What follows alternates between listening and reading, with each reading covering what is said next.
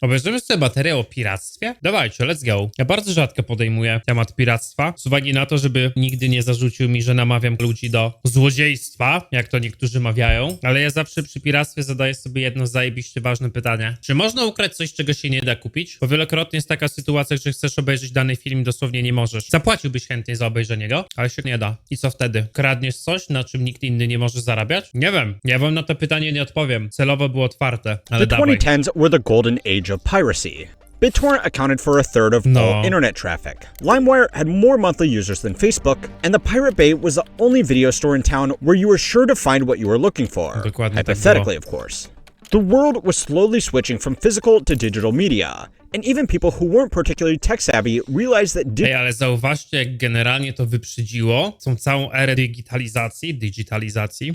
Odmienimy to jak chcemy, albo po polsku, albo po angielsku, ale no teraz każdy wychowany w dzisiejszych czasach albo zoomerzy są przyzwyczajeni do tego, że media są, załóżmy, nazwijmy to powszechnie dostępne online, no nie? Ale to powszechne w dużym cudzysłowie, z uwagi na to, że właśnie nie zawsze wszystko możesz nabyć. Ale wchodzisz na neta, logujesz się na Netflixa, masz film, który chciałbyś obejrzeć. My to mieliśmy już 15 lat temu, nie? I był dosłownie wtedy każdy film dostępny. digital goods could be replaced endlessly with practically zero marginal cost. Jest ten jeden taki twórca z zagranicy, który bardzo mocno chwali piractwo i bardzo często wypowiada się na temat tego, że piractwo jest po prostu wygodniejsze, bo ono wielokrotnie jest wygodniejsze, no nie? Powiedzcie mi, jak chciałbym teraz obejrzeć Władcy Pierścieni edycję rozszerzoną, szybciej byłoby mi googlować, na jakiej platformie mogę to obejrzeć i gdzie to będzie dostępne, czy jest w moim kraju, czy muszę mieć VPN-a, czy byłoby to szybciej pobrać. Wiadomo, że byłoby to szybciej pobrać. Czy by to było legalne? No na pewno by to nie było legalne, więc w życiu bym tego nie zrobił. At its peak, 95% of all music downloads were pirated because it had become cheaper and, above all else, an easier way to fill up large digital libraries that were being made possible by cheap digital storage. But then,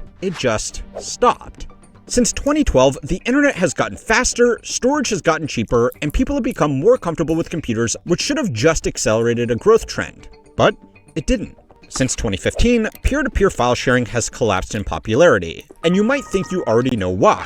Streaming services like Spotify and Netflix were just a better, easier, and safer way to access content. Właśnie o to chodzi. And now, as Że one były these bezpieczniejsze, services nie? have become markedly worse and simultaneously more expensive, piracy is making a comeback. It seems pretty simple, right?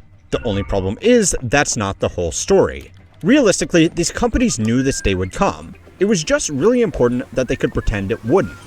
For a lot of people, they've decided it's time to cut back. But legitimately, it might be time to cancel some subscriptions, and I'm probably gonna have to cancel some. Some of them I'm not using, and it's just wasting money. There's so many of these, it's hard to keep track.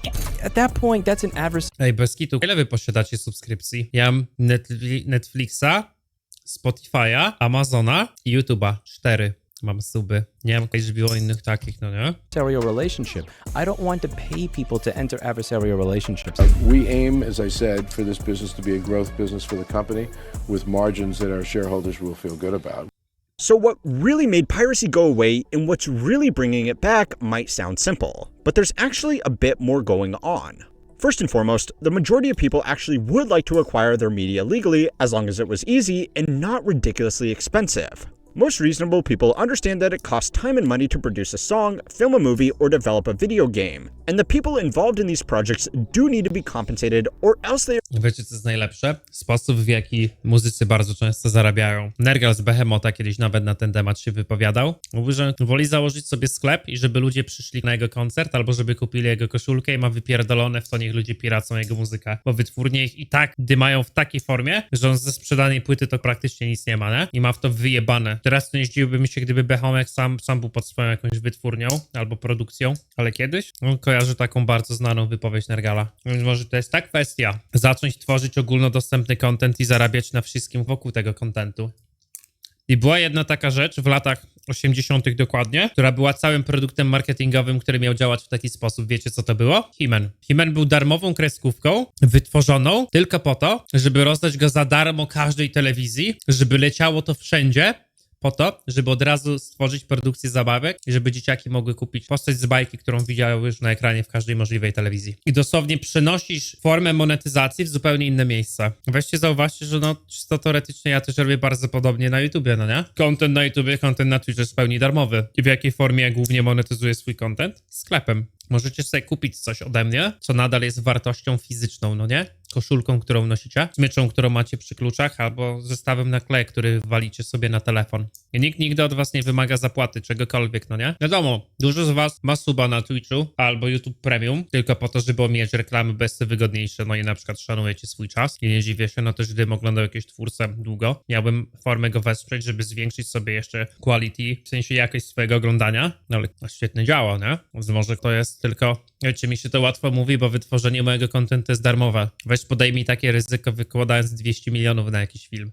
licząc na to, że będzie na tyle dobry, żeby jego merch zarobił jeszcze więcej, no nie? They're just not going to make them. Even people who No i frequent the przede wszystkim jak coś robisz i to sprzedajesz, to od razu to monetyzujesz. Jeżeli coś robisz i robisz wokół tego merch, no to monetyzujesz to z o wiele większym delayem, nie? high seas, so to speak, know this better than anybody else. A survey coming out No i też dodatkowo nie masz możliwości kontrolowania rynku z uwagi na to, że no dużo osób może po prostu przekopiować twoje wzory i ktoś kupując produkt nawet nie będzie wiedział, że nie kupuje od ciebie, tylko kupuje od jakiegoś złodzieja, który dosłownie ukradł twoją pracę, nie? of Australia at the peak of online piracy found that people who pirated content were actually more likely to pay for it if it was available. In a finding that really ages the study, online pirates were far more likely to pay for movies and music through iTunes or Quick Fix. This was because people who pirated content were just more likely to consume content overall, and most of them would only make the trip to the Bay if they couldn't find what they were looking for. Mi się wydaje, że idealną odpowiedzią na to jest to, że Steam jest tak popularny. Bo Steam jest platformą, która udostępnia ci możliwość grania w praktycznie każdą grę. Jeżeli z filmami byłoby to samo, mógłbyś sobie każdy film kupić i mieć go w bibliotece na zawsze, a nie wypożyczyć na 2 dni, to myślicie, że ludzie by nie prowadzili swojej biblioteki tylko po to, żeby mieć tam na zawsze zapisaną możliwość oglądania Władcy Pierścieni, którego rewatchują co roku, albo Shawshank Redemption, albo stary Fight Clubu, albo Drive'a, albo Brain Deada, albo czegokolwiek innego? No pewnie, że ludzie by to... Mam DVD, no ale jak łatwe w dzisiejszych czasach jest odpalenie DVD. To w ogóle ma jeszcze czytniki DVD. Mało kto, no nie? Or more legitimately. So there were two things that changed after 2013. Sure, there were a few high-profile crackdowns on some of these sites, but even the regulators themselves knew they were just playing a game of whack-a-mole. One of the most downloaded files on the Pirate Bay was the Pirate Bay, a complete copy of the site with all of the addresses that could be set up by basically anybody with some basic server hardware in the event that the authorities took down the original site. But then came along the streaming sites that, thanks to faster internet speeds, could let users watch content on demand without granting them direct access to digital files which could then be copied and shared illegally. The big thing was that these options were just so easy compared to piracy, and so cheap compared to buying songs or movies one by one that it just didn't really make sense to bother with anything else. Nowadays, that's clearly changed. There are dozens of streaming services that are each getting more and more expensive every year. The movies and shows that you watch are being split up over different providers. The services themselves are getting worse by introducing ads and pushing less relevant content. And on top of all of that, it's just not that easy anymore. Even individual TV shows have certain seasons split up over different streaming services, and the first step in sitting down to watch a movie these days is to Google what streaming service has the 1984 release of Gremlins, and if you're unlucky, what streaming service plus what VPN combo will get you the movie you want to watch. If you're already going through all that effort, it gets really tempting to just replace streaming services with your port of choice, because in most cases, it will just be easier. So yeah, streaming services were cheap and easy, which killed the need for piracy. But then they slowly became expensive and terrible, which brought it back. Pretty straightforward, right? Wrong. It's easy to write this whole thing off as just dumb companies being needlessly greedy to their own peril. And while that's definitely part of the problem, there is a lot more to it than that. Music streaming by comparison is decent. There are multiple services, but almost all of them have almost all of the music that you would possibly be looking for. No. Ja dlatego mam YouTube Music, bo są niektóre kawałki, które nie są na Spotify dostępne. Nobody really bothers to pirate songs anymore, which is particularly impressive when you remember that just 15 years ago, 95% of music was being downloaded illegally. Artists have not been thrilled about the lower revenue they have got from streaming versus physical album sales, but most of them still go along with it because even a small share of something is better than most of their music being accessed for free. This raises a potentially unpopular idea, that it might not be streaming that's broken, it might be the movie industry that's broken. The golden age of streaming was never going to last because it was never meant to last. So it's time to learn how money works to find out why piracy is really making a comeback.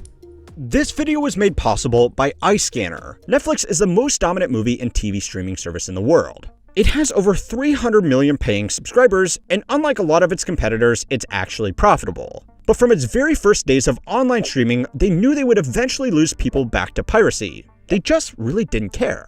And to see why, I'm sorry, but you are going to have to look at some financials. Last year, it made $8.7 billion in net income after taxes, which is extremely impressive. But it still makes it hard to justify the valuation of more than $500 billion. At that rate, shareholders would need 57 years for their investment to pay off, which is not a reasonable bet for a company in an industry that has only been dominant for a decade. 57 years ago, watching a movie looked like this. And in another 57 years from now, it's highly unlikely that we will still be watching movies through the current selection of streaming services. Now, most investors in this company aren't dumb. They know that Netflix can't make their money back with its current structure. What they are banking on is being able to offer a cheaper service that they can charge more for in order to fatten up those margins. Let's not talk about my margins, by the way. Being nice and fat, that's a nice shirt. Do they make it for men? Anyway, cutting content, raising prices, and pushing strange features like mobile games within the app are not some surprise new rollout. They are part of a development plan that the company knew it would have to implement since it started offering online streaming. It would just be a lot better if they could do it without competition. Now, on the expenses side, there is some good news. As technology improves, network infrastructure has become cheaper for the same capacity, which means the actual cost to stream videos to users is getting better every year. Netflix's cost of revenue adjusted for inflation has actually been stable since 2022, despite adding almost 100 million new users in that time. Included in those costs are the aforementioned servers and network infrastructure, but it also includes the cost to license and produce their own movies, TV shows, and games. Another big reason their costs have been improving is because they just aren't licensing as much content as they used to, and that's for two reasons. The first was a business decision to cut down on a cost, especially for content that wasn't drawing in new users. The second reason is simply because they can't get their hands on as many titles anymore, because independent studios have made their own streaming services and want to keep their biggest IPs exclusive, so they can force users to either switch to their platform or shell out for 2 or more streaming services. Netflix is slowly producing its own titles, but that hasn't caught up to the content they are losing from licensing. So then why does this mean that Netflix doesn't care about piracy? Well, publicly they say they do, of course, but piracy is going to hurt their competition a lot more than it's going to hurt them. If people can't find a movie or show on Netflix and then give up and pirate it, that didn't really cost Netflix any money, because the vast majority of content out there wasn't theirs to lose, and they most likely didn't spend the money producing it. A 2023 paper in the Journal of Economic Behavior and Organization titled Pirate and Chill. Bez kitu nie zdziwiłbym się, gdyby filmy nakręcone przez Netflix były tymi najrzadziej piraconymi, a o wiele większy współczynnik piracenia miałyby rzeczy, które są wytworzone typowo przez, nie wiem, przez Disneya, przez Hulu albo przez tą całą resztę, no nie? Obstawiam, że jakby sprawdzić serio jakieś nawet statystyki po liczbie seedów, to kazałoby się, że w chuj więcej ludzie piracili Star Warsy niż na przykład Squid Game'a. Found that when movies moved off Netflix to another platform, piracy of that content increased by more than 20%. Now, first and foremost, that's an amazing name for a professional journal article. But apart from that, it showed why Netflix hasn't been too concerned with online piracy. In a now infamous quote from the company's chief content officer, they said that in order for Netflix to be successful, we need to become movie studios faster than movie studios can become us. Piracy that disproportionately hurt legacy movie studios and their libraries of content was not something that Netflix would encourage. But behind Netflix musi szybciej zrobić filmy, niż studia filmowe szybciej zrobią platformy do sprzedawania swoich filmów.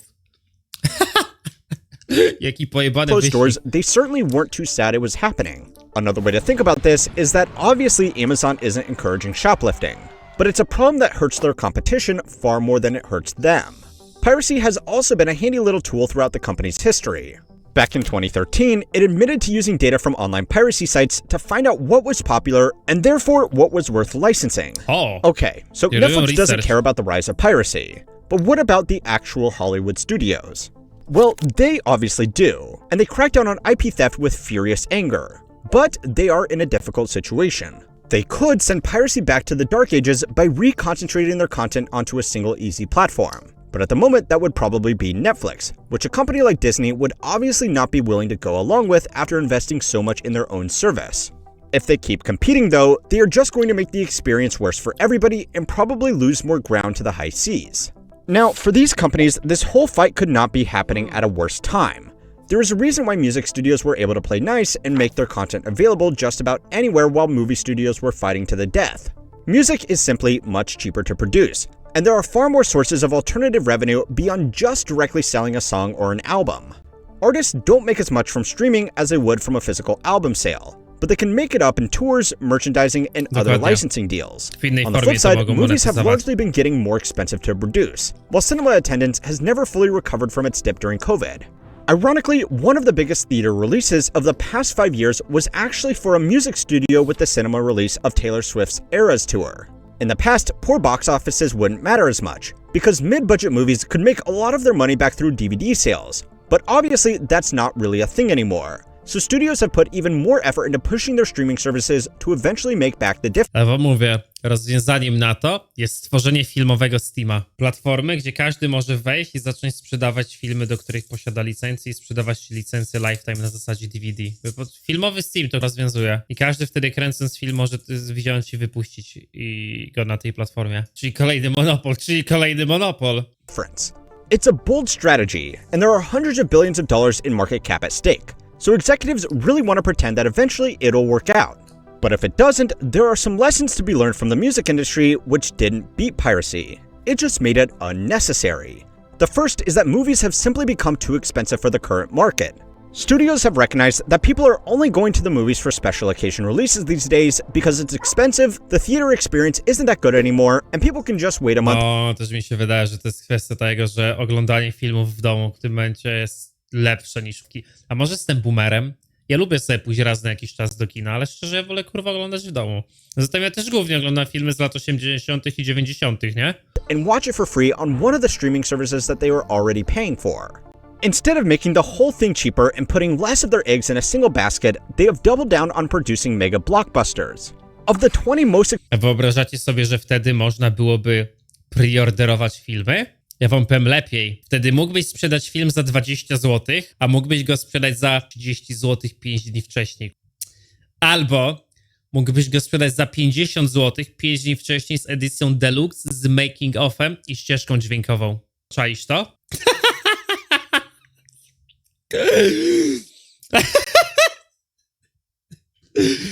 A do tego mógłbyś na przykład wypuścić potem łatkę za dodatkowe 20 zł z wyciętymi scenami. Wersję reżyserską.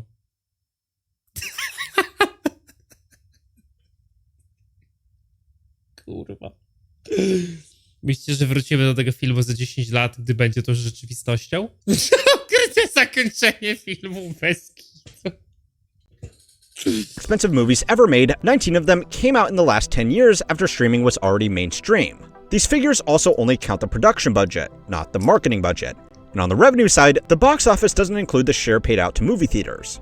With even extremely generous estimates of those arrangements, only about half of these releases made their money back. And some in particular, like the Marvels, Snow White, Dial of Destiny, and the latest Mission Impossible movie, are shaping up to be catastrophic losses. So far, studios have been able to justify these flagship productions to their investors by talking about their IP value, which can later be extracted by bringing in customers to their streaming platforms. But that isn't really happening. Customers who join because they want to watch a single movie didn't tend to... Ale widzicie, to jest właśnie ciekawe, jakie tutaj są statystyki podawane. To jest box office, to jest to, ile te filmy zarabiają na wyjściu, a nie jest brane pod uwagę wszystko wokół, nie? Tych filmów. Wiecie, sam fakt tego, że, no nie wiem, no ja wiem, że to jest myślenie teraz takie polaczkowe z mojej strony, gdzie z pozycji kanapy wydaje mi się, że wiem lepiej. No serio, jeżeli ja bym wypuścił nowy Mission Impossible, to pierwsze co, to miesiąc wcześniej w trakcie zapowiedzi trailerów nowego Mission Impossible, to bym robił seansy starego, bo wiedziałbym, że ludzie chcieliby to zobaczyć raz jeszcze przed zobaczeniem nowego. I zarobił jeszcze raz na sprzedaniu biletów na stare Mission Impossible. W sensie... Widzicie, co ja tu robię? Tutaj próbuję logikę sprzedawania gier aplikować do filmów, no nie? Bo widać, co działa u nas w gamingu. Stay subscribed for very long compared to those who enjoy a deeper library of mid-budget movies or TV shows. Chyba tak I don't know about you, but I tend to take my subscription to whatever streaming service is hosting The Office this month. These huge productions also put more strain on the business as these losses have to be made up somewhere, and that is more often than not increased prices, more ads, and worse overall service. Now, I would forgive you for not feeling too sorry for Hollywood studio executives, but they are really in a no-win situation here. The harder they push back against the changing media landscape, the harder they push people towards the high seas. No. So anyway, now might be a good time to shamelessly plug that these videos are being made available ad-free on Spotify. So if you would prefer to listen in or watch it over there, I have left a link in the description. And if you think it's just streaming services that have been getting so bad, go and watch this video next to find out why making junk makes so much money. And don't forget to like and subscribe. To, że temat piractwa teraz wraca, to niesamowita bańka.